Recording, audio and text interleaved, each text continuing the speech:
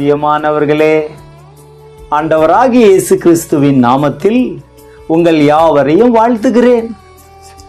இந்த நாளுக்குரிய வேத வசனம் சங்கீதம் 90:15.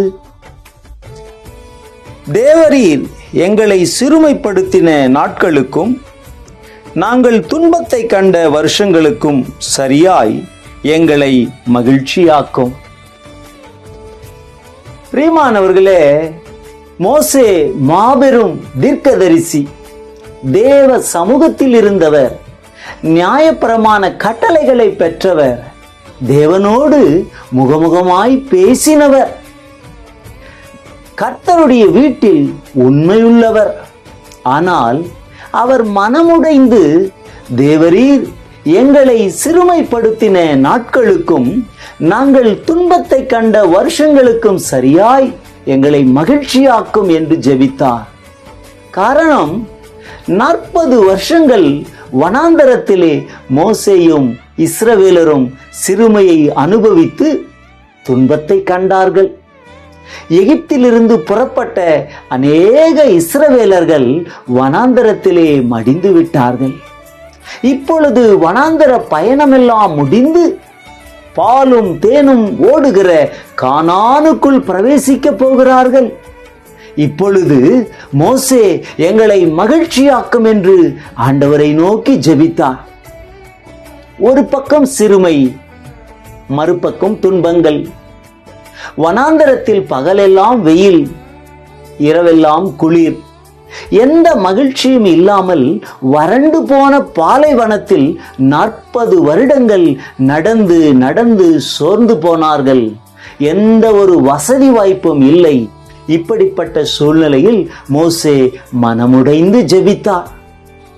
ஆம் தேவ பிள்ளைகளே, நீங்களும் சிறுமை, துன்பங்கள் என்று வாழ்க்கையிலே சந்தோஷம், மகிழ்ச்சி இல்லாமல் வனாந்தரத்தை போல வெறுமையோடும் கண்ணீரோடும் எந்த நன்மைகளும் இல்லாமல் வாழ்ந்து கொண்டிருக்கிறீர்களோ, கர்த்தர் இப்பொழுதே உங்கள் துன்பத்தை கண்ட வருஷங்களுக்கு உங்களை மகிழ்ச்சியாக்குவார். நீங்கள் களிகூர்ந்து சந்தோஷப்படுங்கள். இனி பழைய துன்பங்களும் சிறுமைகளும் உங்களை பின்தொடரப் போவதில்லை. சோர்ந்து போகாதிருங்கள். தகப்பன் தன் பிள்ளைகளுக்கு இறங்குகிறது போல கர்த்தரும் தம்முடைய பிள்ளைகளுக்கு இறங்குகிற தேவனாய் இருக்கிறார். ஆகவே எல்லா வனாந்தரத்தை மாற்றி மகிழ்ச்சியாக்குகிற தேவன் உங்களோடு இருக்கிறார். உங்களுக்காக நான் செபிக்கிறேன். செபிப்போமா? அன்பின் பரலோக பிதாவே, இயேசுவின் நாமத்திலே செபிக்கிறேன்.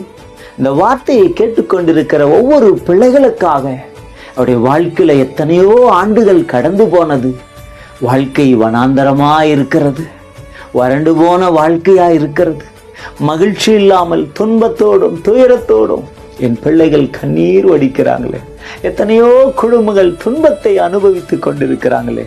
இந்த வார்த்தையை கேட்கிற இந்த நேரத்தில் தானே ஒவ்வொருடைய துன்பங்கள் துயரங்கள் மறைந்து போவதாக, துன்பத்தை கண்ட வருஷங்களுக்கு சரியாய் பிள்ளைகளை மகிழ்ச்சியாக்கும். தேவனுடைய கிருபையும் தயவும் பிள்ளைகளோடு இருக்கட்டும். ஒவ்வொருவரையும் நான் ஆசீர்வதிக்கிறேன். துதி கன மகிமை எல்லாம் உமக்கே செலுத்துகிறேன். இயேசு கிறிஸ்துவின் நாமத்தில் செபிக்கிறேன் நல்ல பிதாவே. ஆமேன். God bless you.